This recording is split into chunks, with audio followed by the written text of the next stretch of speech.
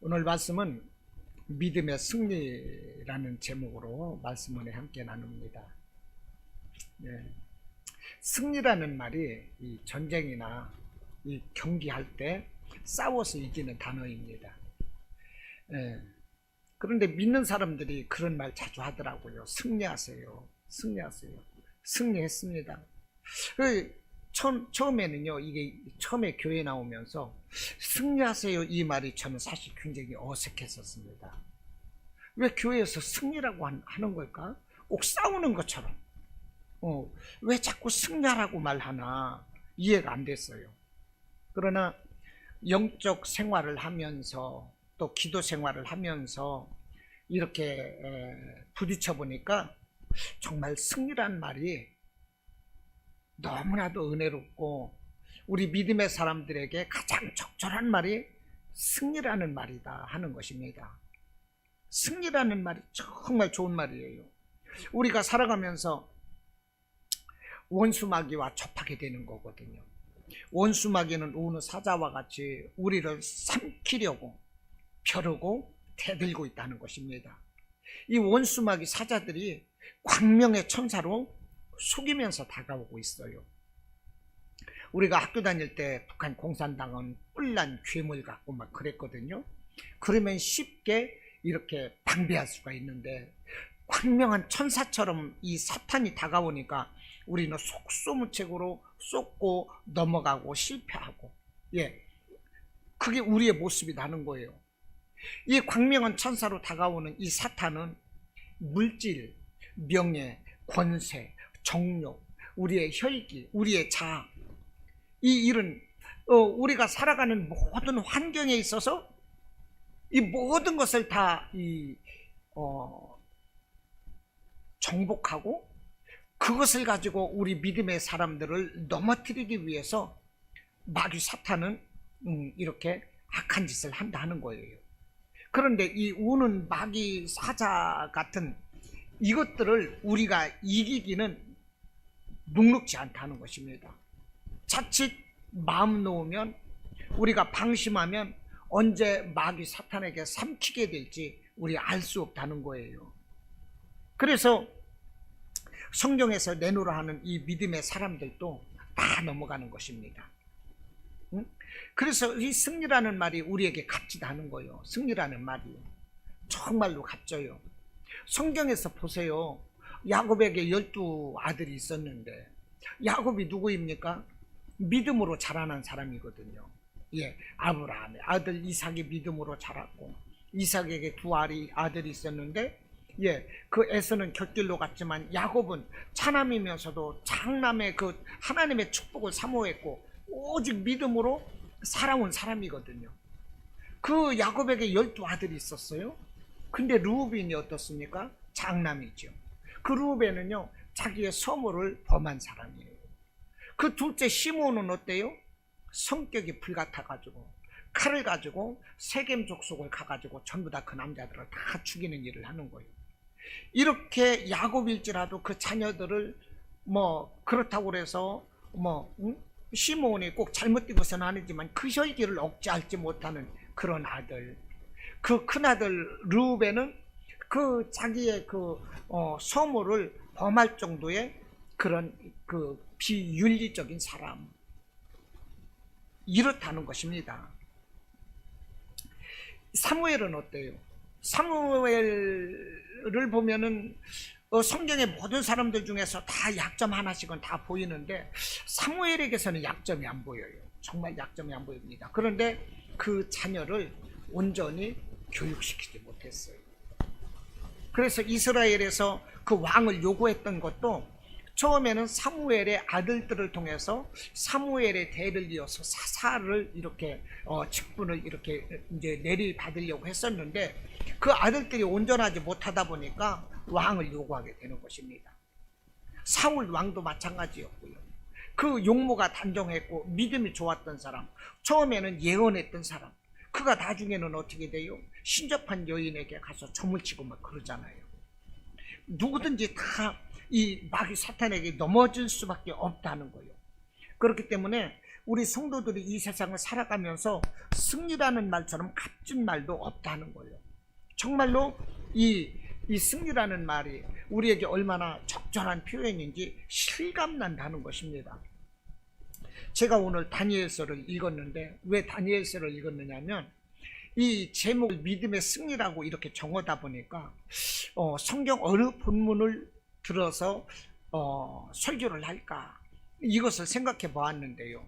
정말 믿음의 승리라는 이 말씀을 꺼내기는 어디에서든지 가능해요. 아브라함을 통해서도 가능하고, 야곱을 통해서도 가능하고, 요셉을 통해서도 가능하고, 다윗이나 뭐 예수님이라든지 사도 바울이라든지 베드로라든지 디모데라든지 누구든지 다 있어요. 그런데 제가 오늘 이제 일부러 다니엘서에서 제가 제목을 꺼냈는데, 이 다니엘서가 계속적으로 승리하는 모습을 담고 있거든요. 다니엘서에서 보면은요, 그들이 실수했다는 말이 없어요. 예, 다니엘이 이제 남유다가 멸망을 하면서 바벨론에 이제 1차, 2차, 3차 포로로 잡혀가는데, 먼저 잡혀갔던 그 1차 포로단 가운데 다니엘이 있습니다. 그 세 친구하고. 그런데 다니엘서 처음 나오면서 보면 그 왕에게 제사드린 음식, 이 기름진 음식, 이것을 다니엘과 세 친구들에게 내려주려고 했었거든요. 이 사람들의 얼굴이 윤택하고 몸도 좋아지고, 그러면 이제 바벨론에서 이제 이 교육을 받고 이러면서 이제 왕의 이제 그 책사라든지 이런 왕궁에서 일할 수 있는 제목을 만들어내는 거예요. 그런데 이 다니엘과 이 친구들이 그 기름진 음식을 거부하는 겁니다. 우리는 채식하겠다. 왜 그렇습니까?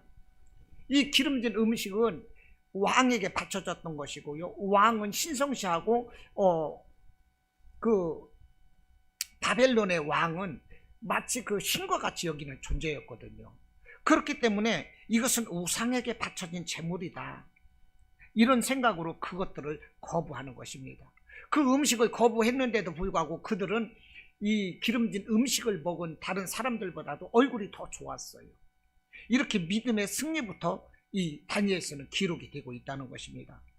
그러다가 이제 다니엘의 세 친구가 이제 사드락과 메섹과 아벳느고가 느부갓네살 왕 때 이 느부갓네살 자신을 높이기 위해서 큰 금신상을 만들어 놓고, 그 옆에다는 막 엄청나게 큰 이 플룻불을 갖다가 장치해 놓고서 그 느부갓네살 왕의 금신상에 절을 하도록 하는 거예요.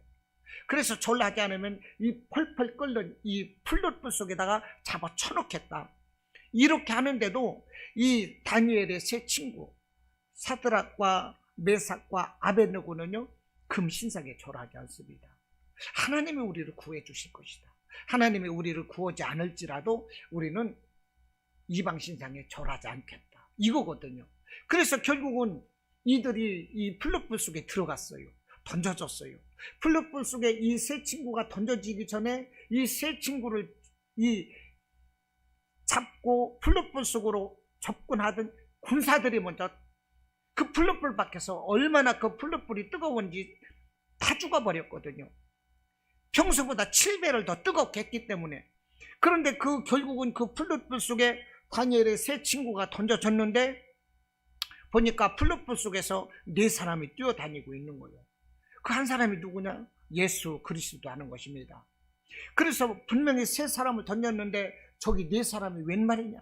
그리고 이 사람들이 타지도 않고 뛰어다니면서 있거든요. 그래서 꺼내보니까 이 사람들 머리털 하나도 그을리지 않고 깨끗하고, 그래서 이 느부갓네살 왕이 살아계신 하나님을 찬송하며 절을 하는 거예요. 오히려 이렇게 승리하는 모습이 다니엘서에서 그려져 있다는 것입니다. 그리고 다니엘서 6장에 오면 또 어떻게 돼요? 다니엘이 승승장구하죠. 여러 왕을 세우죠.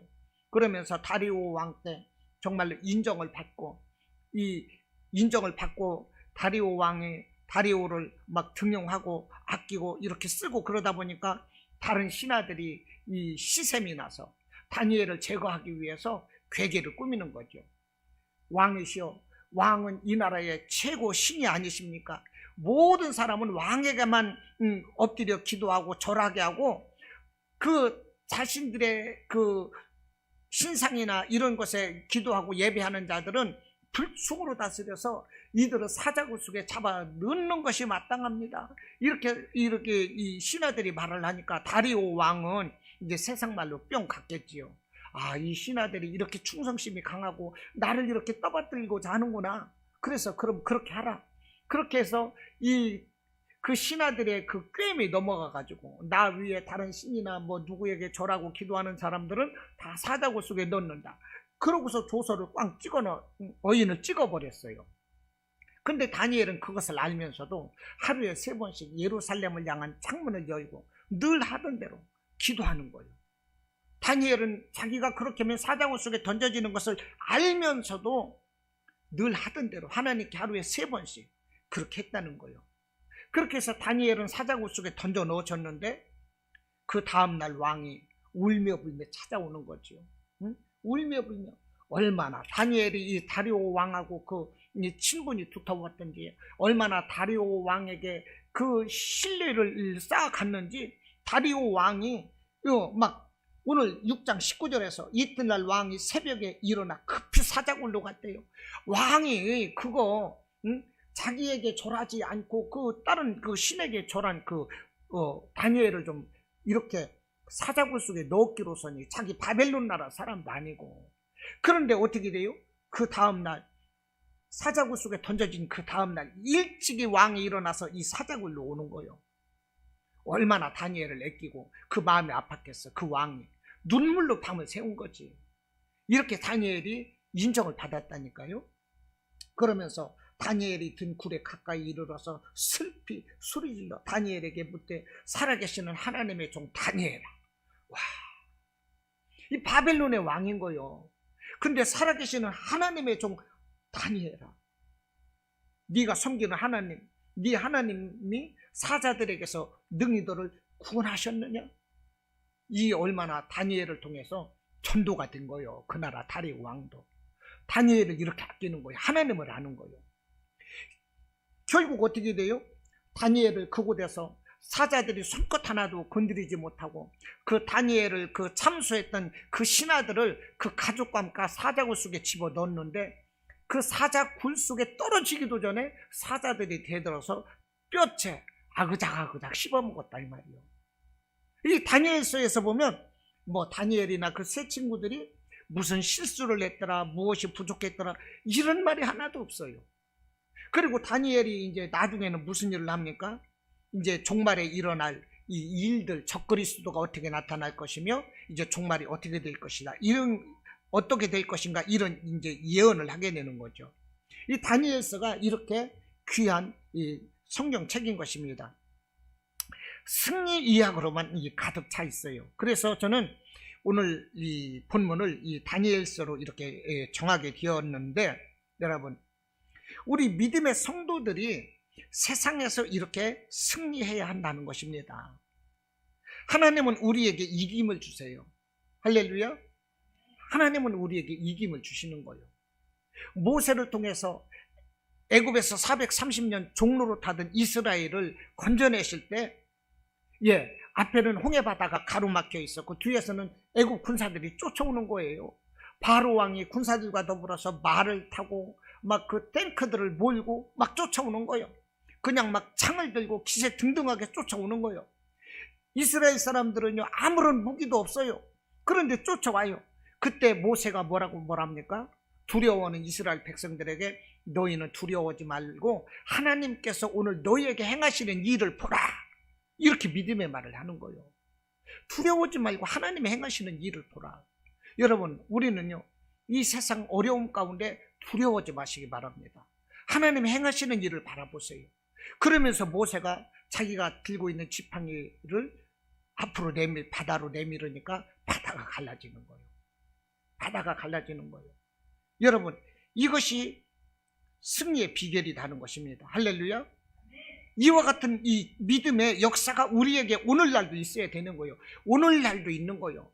그렇게 해서 출애굽을 이렇게 홍해 바다를 건너서 이제 갔는데 마실 물이 없어요.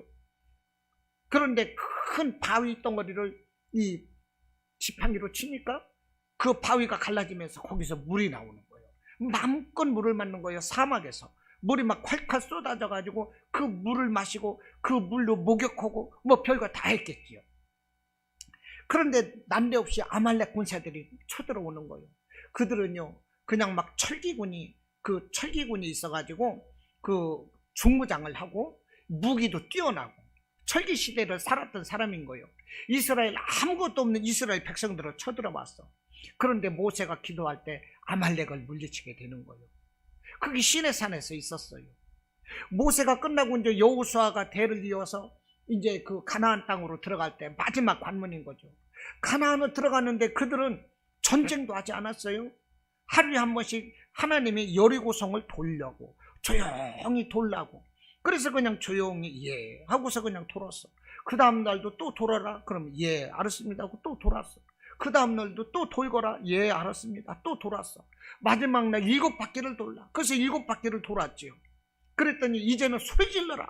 그래서 여리고는 무너져라 하고 소리를 질렀더니 여리고성이 순식간에 무너져 내리는 거예요. 우리는 한 일도 없는데 순차적으로 하나님이 하시는 일을 이스라엘 백성들이 이렇게 다 보고 있다는 거예요. 할렐루야. 이렇게 이 정복기, 가나안 정복기에는요, 출애굽기에서 가나안 정복기까지는 정말로 승리가 계속적으로 순차적으로 이어지고 있다는 것입니다. 여러분, 우리의 삶이 오늘 끝나는 거 아니거든요. 우리의 삶도 순차적으로 점진적으로 승리가 계속되어야 된다는 거예요. 할렐루야. 우리의 승리는 계속 ing가 돼야 돼요. 때로는 우리가 넘어질 수도 있어요. 실패할 수도 있습니다. 그러나 우리 승리는 계속되어야 되는 것입니다. 자, 우리가 승리하기 위해서 우리가 어떻게 해야 되겠는가? 그게 중요하겠죠. 이것은 예수님과 함께 해야 한다는 거예요. 우리가 오늘 이 시대에 우리가 승리하는 길이 뭐냐? 예수님과 함께 해야 된다. 할렐루야. 예수님은 당신의 십자가로 모든 싸움을 이기셨어요. 예수님은 십자가로 모든 싸움을 이겨놓으셨어요. 예수님이 길을 내놓으셨어요. 그 길만 따라가면 우리는 생명의 길로 나가는 거예요. 승리의 길로 나가는 것입니다. 치료의 길로 나가는 것이고 부유함의 길로 나가는 것이고 평안의 길로 나가는 거예요. 예수님이 이렇게 닦아 놓으셨어요. 이사야서 53장 뭐라고 말씀합니까? 그가 찔림은 우리의 허물 때문이고 그가 상함은 우리의 죄악 때문이래요. 그가 징계 받음으로 우리가 평화를 누리고 그가 채찍에 맞음으로 우리가 나았다. 질병에서 나았다. 이렇게 말을 하는 거예요. 이미 예수님이 오시기 전에 700년 전에 이사야는 이렇게 예언을 했어요. 그런데 예수님이 오셔서 어떻게 됐어요? 창에 찔렸어요. 왜 그렇습니까? 우리의 허물 때문에. 예수님이 상하셨어요. 우리의 죄악 때문에. 예수님이 징계를 당하셨어요. 그래서 우리가 평화를 누리고 예수님이 매를 맞으셨어요. 그것 때문에 우리가 질병으로부터 나음을 받는다는 것입니다. 왜 이런 일을 감당하셨을까? 그 다음 절 말을 합니다. 우리는 다 양 같아서 그릇 행하였답니다. 양은 천방지축이거든요. 양은 잘 어디가 살 길이고 어디가 죽는 길인지 몰라요. 오직 목자가 있어야 돼요. 우리는 그와 같은 양이라는 거예요. 분별력이 없어요. 그릇 행하는 사람들이요. 그래서 각기 제 길로 가요. 그런데 여호와께서는 우리 모두의 죄악을 그에게 예수님께 담당시키셨다는 거예요. 그래서 예수님이 오셔서 십자가를 지시고 찔리고 상하고 징계를 당하고 매를 맞으셨어요. 그래서 우리가 구원함을 받고 우리가 치료되고 우리가 평화를 누리고 할렐루야, 우리가 부유함을 누리고 이렇게 사는 거예요. 오직 예수 때문에 이긴다니까요. 찬송이 있지 않습니까? 비바람이 앞길을 막아도 나는 가리 주의 길을 가리, 눈보라가 앞길을 막아도 나는 가리 주의 길을 가리. 아멘. 이 길은 영광의 길, 이 길은 구원의 길, 그러죠? 생명의 길. 나를 구원하신 주님이 십자가 치고 가신 길. 나는 가리라 주의 길을 가리라. 할렐루야. 오직 예수님이 생명의 길이고 열어놓으셨다니까요. 그래서 우리가 예수님을 의지하면 돼요. 예수님과 함께 할 때 우리는 이 악한 마귀 사탄으로부터, 악한 환경으로부터 우리는 승리할 수가 있는 것입니다. 아멘이시죠? 이 영이 눌린 사람은 영이 눌린 사람은 아무것도 못합니다. 우리가 보통 그래요. 기가 눌렸다. 저 사람 기가 죽었네 그래요. 우리가 영이 눌린 사람은요 찍소리도 못하거든요. 기가 눌리면요 그냥 아무 소리도 못해요. 기가 빠졌다고 그래요. 이 기가 빠졌다, 기가 눌렸다, 이게 무슨 소리입니까? 영적으로 눌려 있다는 거예요. 세상적으로 말하는 기가 뭡니까? 영인 거예요. 영. 우리 믿음의 사람들에게는 우리가 기가 질려 있다, 기가 눌렸다, 기가 죽었다, 이것은 마귀에게 눌려 있다는 거예요. 영적으로 눌려 있다는 것입니다. 영적으로 눌리면 우리가 아무것도 못해요. 마음이 심란하고 마음이 부정적으로 죽고 싶고 막 근심 걱정되고, 영적으로 눌리니까. 세상적으로는 이게 기가 죽은 거예요. 기 죽은 거예요. 이게 너 애들 기 죽이지 말아라 그러잖아요. 우리 애들 기 죽이지 말아라, 우리 학생들 기 죽이지 말아라, 우리 성도들 기 죽이지 말아라 그러잖아요. 영적으로부터 우리는 살려야 된다니까요. 근데 강도는요 이 악한 마귀와 같아요. 강도가 뭐라고 그럽니까? 소리 못 지르게 해요. 너 소리 지르면 죽여 그러고 협박을 해요. 그러지요? 강도는 너 소리 지르면 죽여, 조용해. 그런데 마귀 사탄은 거짓말하는 자거든요. 거짓아비거든요. 마귀가 너 소리 지르면 죽여 한다고 그래서 소리 안 지르면 살릴까요? 소리 안 지르면 진짜 죽는다니까. 이 마귀는 이렇게 거짓말하는 자요. 그러므로 우리는 기가 죽으면 소리를 못 지르고 찍소리도 못 하는데, 기가 살면 어떻게 돼요?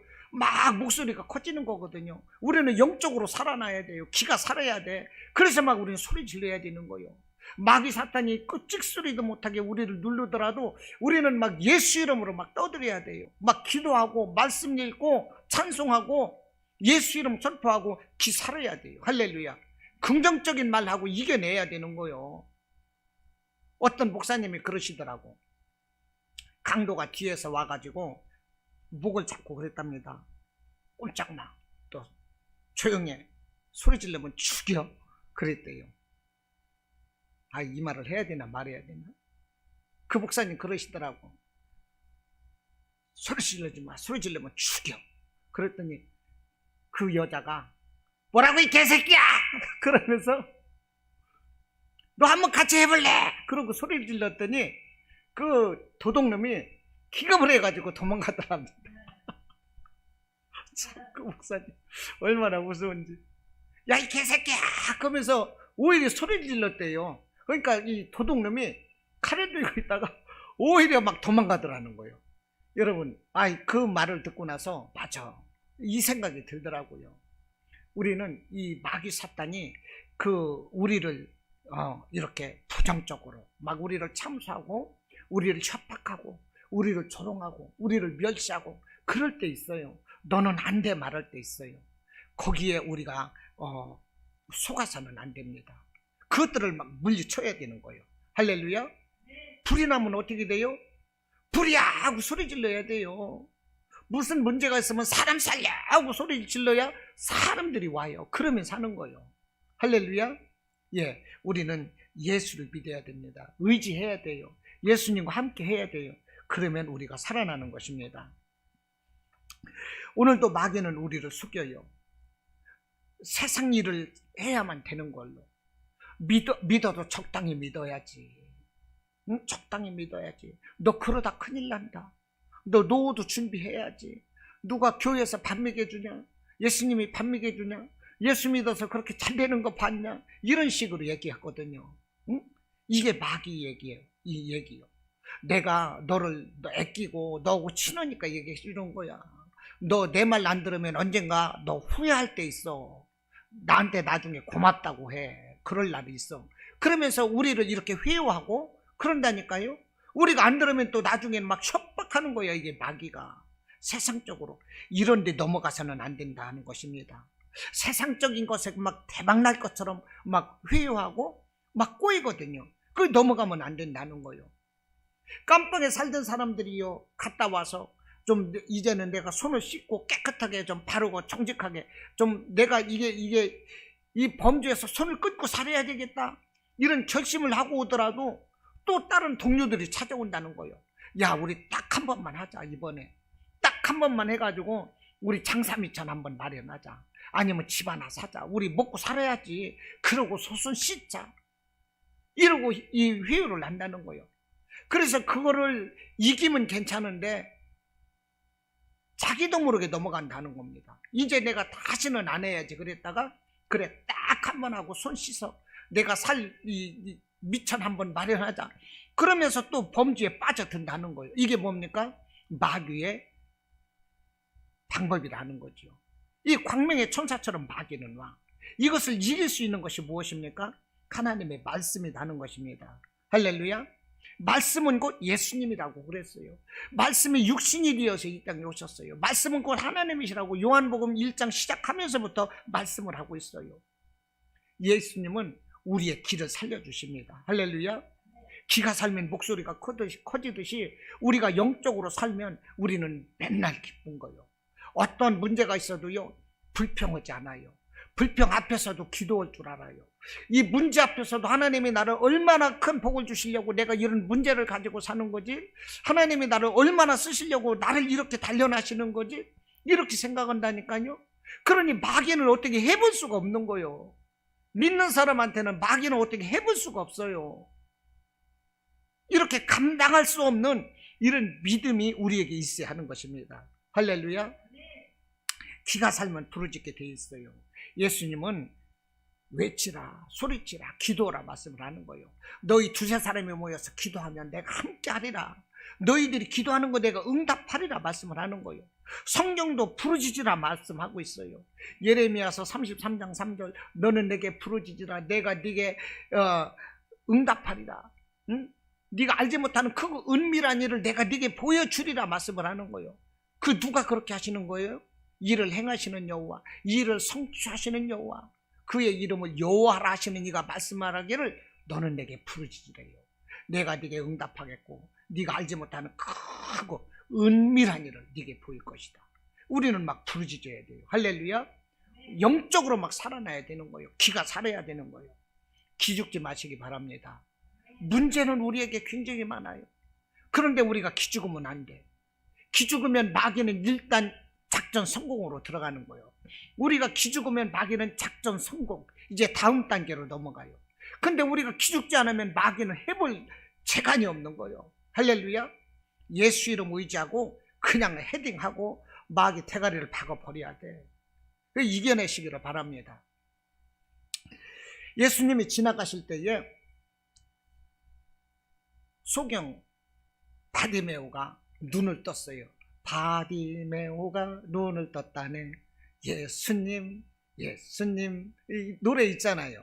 바디메오가 어떻게 눈을 떴을까요? 예수님이 지나가실 때 소리 질렀어요.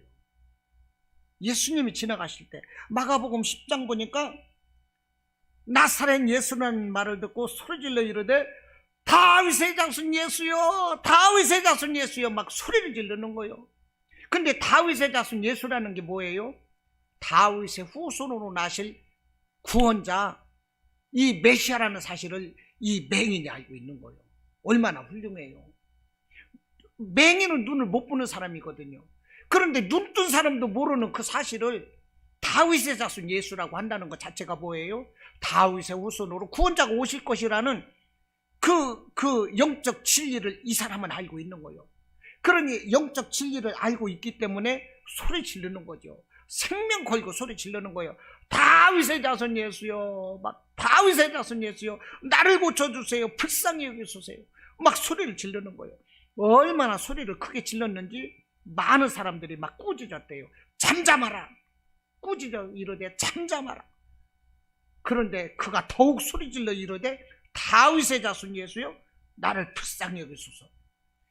이렇게 소리 질러서 예수님을 부를 때 예수님 하시는 말씀이, 예수님이 머물러 서서 그를 부르라, 그러시고 나서 그의 눈을 뜨게 해주셨다는 겁니다. 할렐루야. 믿음에는 도전이 있어야 돼요. 천국은 침노하는 자의 것이라고 그랬어요. 믿음은 가만히 있어서 되는 거 아니에요. 내가 알면 아는 지식을 향해서 내 몸을 던질 줄 알아야 돼. 수고와 헌신이 있어야 돼요. 할렐루야. 죽으면 죽으리라는 각오로 뛰어들어야 돼요. 이게 믿음인 거예요. 많은 사람들이 꾸짖어 잠잠하라 소경 이 바디메오한테. 그러나 더욱 소리를 질렀어. 왜냐? 이 사람은 다윗의 후손 예수님 구원자로 오시는 자거든요. 그걸 알고 있는데 손해날 게 없는 거요. 이 사람은 나를 살릴 분이거든요. 내 눈을 뜨게 할 분이거든요. 그러니 막 소리 질러. 예수님은 그를 부르고 눈을 뜨게 해주시는 거예요. 누가복음 17장에서 보면 10명의 문둥병이 그들이 다 구원함을 받았어요. 그런데 예수님께 감사하러 온 사람은 이방인 한 사람이었다고 그랬죠. 근데 그 10명의 이 문둥병자가 눈을 떴는데 그들이 어떻게 눈을 떴을까요? 소리 질러 예수님을 찾았다는 거예요. 그들도. 누가복음 17장 12절로 13절 보면 이렇게 말씀을 합니다. 한 마을에 예수님이 한 마을에 들어가시니 나병 환자 10명이 예수를 만나 멀리 서서 소리를 높여 이르되 예수 선생님이여 우리를 불쌍히 여겨주세요. 막 소리를 지르는 거예요. 예수 선생님이여 소리 질렀다 이 말입니다. 이렇게 우리는 소리를 질러야 돼. 할렐루야. 기가 살아야 돼. 응? 아이고 네가 예수 믿는 사람이냐? 세상 사람들은 그럴지 몰라요. 참 불쌍하다 불쌍해. 어디 가서 예수 믿는다고 하지 말아라. 좀 잘난 사람들은 그렇게 얘기할지도 몰라요. 그럴지라도 우리는 당당해야 됩니다. 떳떳해야 돼요. 예수를 소리 높여 부르고 예수를 찾으면 우리에게 살 길이 열리는 거예요.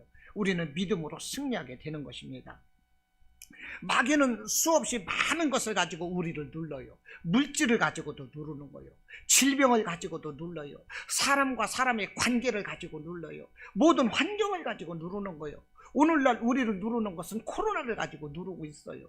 여러분, 이 마귀 앞에서 예수님은 우리를 회복시켜 주시고 위로해 주시고 고쳐주시는 분이다 이것입니다. 사도행전 10장 38절로 말합니다. 예수님은 마귀에게 눌린 모든 자를 고치신다 그랬어요. 할렐루야. 그 예수님 의지하면 우리는 믿음에서 승리하게 되는 것입니다. 또 하나는 우리가 승리의 비결이 뭐냐? 성령을 의지하자는 것입니다. 성령을 의지해라. 예수님께서 이제 누가복음을 보면 이제 십자가를 지시고 죽으셨는데 3일 만에 하나님께서 다시 살리셨어요. 그래서 부활하셨습니다.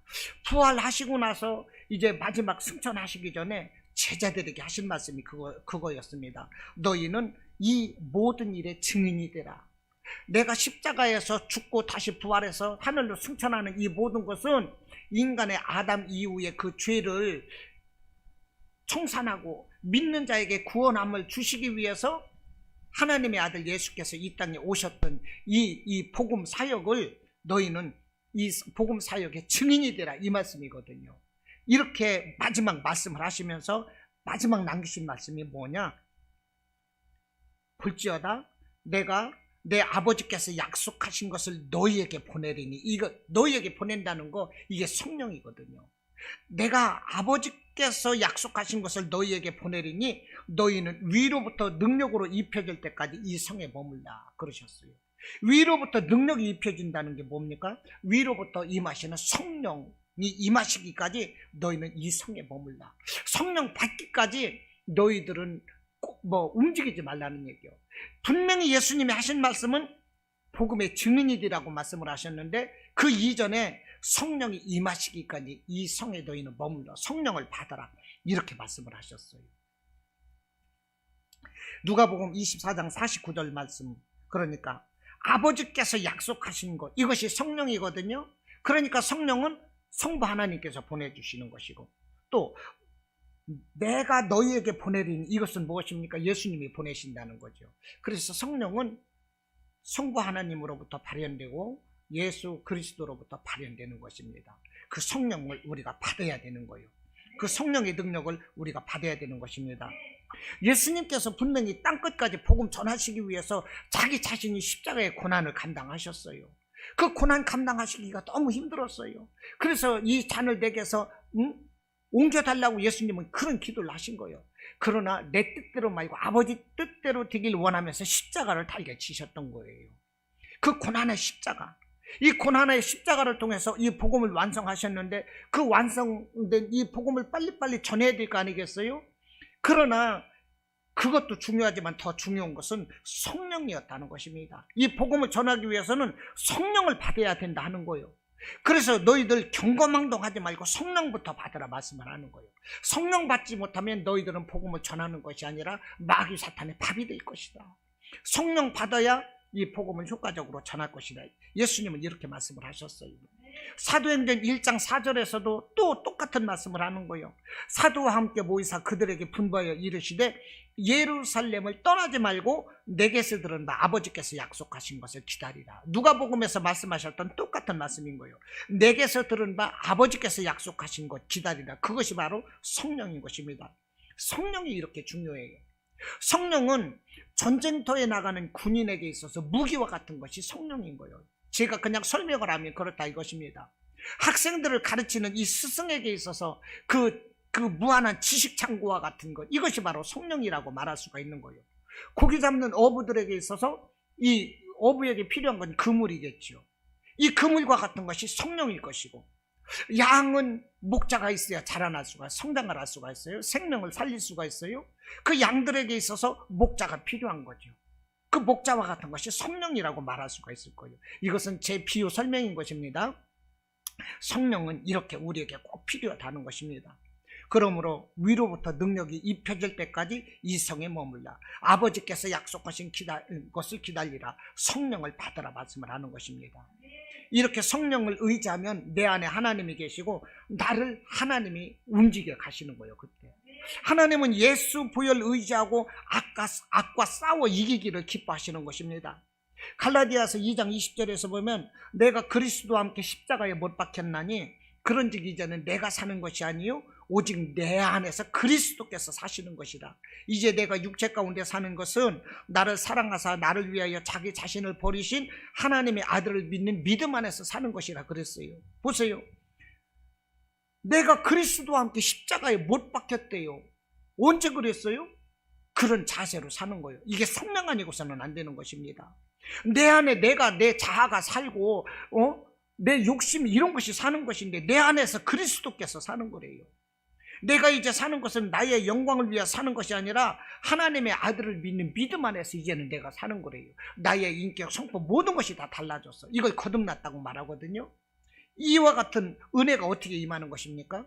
성령이 아니고서는 절대 불가능한 것입니다. 그러므로 성령을 의지해야 돼요. 성령을 의지하면 내가 살아요. 성령을 의지하지 않으면 육신끼리 고개를 막 쳐드는 거예요. 오직 성령을 의지하면 하나님의 뜻을 이루고 나는 믿음으로 승리하게 되는 것입니다. 창세기 37장부터 이게 요셉의 이야기를 말하고 있는데 39장에서 보면 요셉이 이제 형제들에게 팔려서 보디발 장군의 집에 팔려왔을 때를 이제 그때서부터 39장에서 이제 기록을 하고 있는데 이렇게 말을 합니다. 39장 2절에서 보면 여호와께서 요셉과 함께 하심으로 그가 형통한 자가 되었다 그랬어요. 그리고 또 39장 3절에서 보면 여호와께서 그의 범사에 형통하게 하심을 보았더라. 5절에서 보면 여호와께서 요셉을 위하여 그 애굽 사람의 집에 복을 내리셨고, 또 39장 21절 보면 여호와께서 요셉과 함께 하시고, 또 39장 23절에서 보면 여호와께서 요셉과 함께 하심이라 여호와께서 그를 범사에 형통하게 하셨더라 그랬어요. 여호와께서 요셉에게 형통하게 하시고 함께 하시고 복을 주셨대요. 하나님이 함께 하시고 복을 주시고 막 형통하게 하시니까 보디발 가정에 팔려왔는데도 보디발 다음으로 2인자, 제2인자가 됐어요. 이것이 바로 가정 총무가 되었어요. 그 집안을 관장하는 사람이 되었습니다. 그런데 억울하게 누명을 쓰고 감옥에 갔어요. 그런데 감옥에 가서도 이 간수장에게 은혜를 입어서 그 모든 죄수들을 관리하는 자가 되었어요. 부간수장이 되었어요. 오늘날로 말하면 부교도소장이 된 거예요. 이게 요셉이 보십시오. 하나님께서 함께 하시고 복을 받고 이 형통했던 요셉이 그렇다고 보면 왜 형제들에게 구덩이에 던져졌고 죽일 위험에 빠졌고 형제들에게 왜 팔렸을까요? 형제들에게 팔리고 죽을 위험에 빠졌던 요셉을 형통하다고 말하는 하나님을 이해할 수가 없는 거예요. 그러나 이것은 믿지 않는 세상 사람들의 이야기일 뿐이고 어떤 환경 가운데서든지 하나님이 함께 하시면 그것이 바로 형통한 삶인 것입니다. 할렐루야. 세상 사람들은 그렇게 형통하고 하나님이 함께 하시고 복을 줬는데 그런 요셉이 왜 형제들에게 시샘을 당하고 죽이려고 막 구덩이에 던지고 왜 팔렸지? 이것은 세상적인 관점인 거예요. 하나님이 함께 하시기 때문에 요셉은 형통한 자가 되는 것입니다. 그런데 보십시오. 하나님께서 그런 요셉을 왜 이 죄수로 이렇게 막 노예로 팔리게 했을까? 왜 죄도 없이 이 감옥에 가게 했을까? 이것은 하나님께서 요셉을 쓰시기 위해서 하나님의 스토리 안에 이렇게 그 안에 들어가 있는 것입니다. 하나님의 계획 안에 들어가 있는 거죠. 우리가 이렇게 대답을 할 수가 있어요. 그러나 우리가 잊지 말아야 할 것은 요셉이 형통한 사람이 되기까지 모든 고난을 이겨냈던 그 비결이 어디 있느냐. 그 형통한 사람이 되기까지 이 요셉은 엄청난 이 고난을 겪었거든요. 형제들에게 죽임을 당했고 막 팔렸고 이 억울하게 감옥에 왔고. 요셉이 무슨 죄로 감옥에 갔어요? 미투잖아요. 미투. 저놈이 나를 범하려고 그랬다. 요즘 이 미투의 원조가 요셉인 거야. 그러고 보니까 이 미투 원조가 돼서요 감옥에 갔어요. 이런 이 모든 고난을 요셉은 감당한 거예요. 그런데 이런 고난을 어떻게 이겨낼 수가 있었을까? 요셉의 인품, 요셉의 성품, 요셉의 그 자신의 능력으로 이런 고난을 이겨낼 수가 있었을까요? 아니다는 거예요. 하나님의 영이신 성령께서 요셉과 함께 하셨기 때문에 요셉이 그 모든 고난을 이겨낼 수가 있었다는 것입니다. 그 모든 유혹, 그 모든 미혹을 요셉이 이겨낼 수가 있었던 거예요. 그 보디발의 아내가 성적으로 요셉을 유혹할 때 요셉이 뭐라고 그랬어요? 내가 어찌 이 큰 악을 행하여 하나님께 죄를 지으리까 그랬어요. 내가 당신과 그렇게 죄를 짓는다고 보면, 그런 일을 한다고 보면 나는 하나님께 죄를 짓는 것입니다. 그렇게 할 수 없다는 거예요. 내가 어떻게 이 큰 죄를 하나님께 지을 수가 있겠습니까? 이게 무엇입니까? 성령을 인정하고 모셔드린 사람만이 할 수가 있는 거예요. 요셉의 나이 젊어요. 굉장히 젊어요. 혈기왕성한 거예요. 지금 자신이 모든 고난 가운데 에라 모르겠다, 이판사판이다 그러고 그냥 어긋장 놓을 수도 있어요. 사춘기야. 그런데도 하나님 앞에 죄를 짓지 않겠다는 이 마음, 성령의 마음이 아니고서는 할 수 없는 일이다. 저는 이렇게 생각해요. 사람의 능력, 사람의 인품, 성품으로는 그 모든 걸 이겨낼 수가 없는 거예요. 아유, 이게 웬 떡이냐, 그러면 홀가닥 넘어갔겠지요. 세상 사람들이 같았으면 그랬을 거예요. 그러나 요셉은 성령의 사람이었다는 것입니다. 요한복음 14장 16절로 17절에서 말씀을 합니다. 내가 아버지께 구하겠으니, 예수님의 말씀인 거예요. 제자들에게 말씀을 하기를, 내가 아버지께 구하겠으니 그가 또 다른 보혜사를 너희에게 주사 영원토록 너희와 함께 있게 하리니 그는 진리의 영이라 그랬어요. 보혜사가 누구입니까? 성령을 주시겠다는 것입니다. 보혜사, 성령이라는 말이에요. 보혜사라는 말은 보살피며 은혜를 베푸신다 이 말입니다. 그래서 보혜사예요. 그래서 이 보혜사 성령은 신자들을 강하게 만들고 진리 가운데로 인도하시는 거예요. 그래서 이 보혜사 성령을 의지하는 사람들은요, 어떤 가운데서도, 어떤 고난 가운데서도 이겨내는 힘이 있는 것이고요, 어떤 고난 가운데서도 이 악에게 지지 않고 죄를 짓지 않고 이겨낼 수 있는 힘이 성령의 힘이라는 거예요. 이 보혜사 성령님은 우리의 위로자가 되시는 거예요. 위로자가 되니까 우리가 견디는 거죠. 우리의 중보자가 되시는 거예요. 예수님과 함께 우리의 기도를 받들어 주신다니까요. 탄원자가 돼요.